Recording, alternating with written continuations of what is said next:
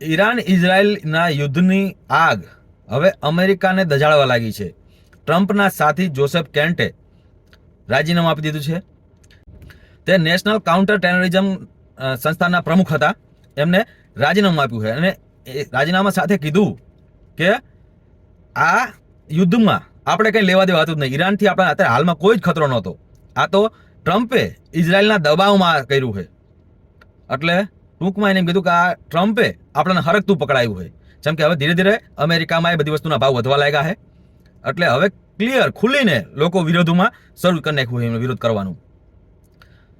હવે જુઓ, ટ્રમ્પ પણ હવે કહી રહ્યો છે બધા દેશોને કે આવો, તમે સાથે આવો, અને જ્યાં ઈરાને બધા શિપ રોકી રાખ્યા છે ત્યાં બધી સેનાઓ મોકલો. મતલબ આ બધાને કહી રહ્યો છે કે હવે આપણે પહોંચી વળતો નહીં, બધા આવીને બાજો લેવા દેવા વગર તમે બધા આવો.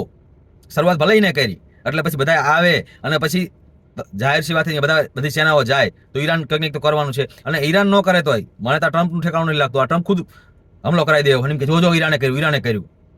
એટલે ગમે કે ઈરાનને ખતમ કરાવવા માંગે. હા ભાઈ, પણ હવે એના જ સાથીઓ એના વિરોધમાં ઉતરવા લાગ્યા છે. તો જોઈએ આગળ કેવું થાય હવે.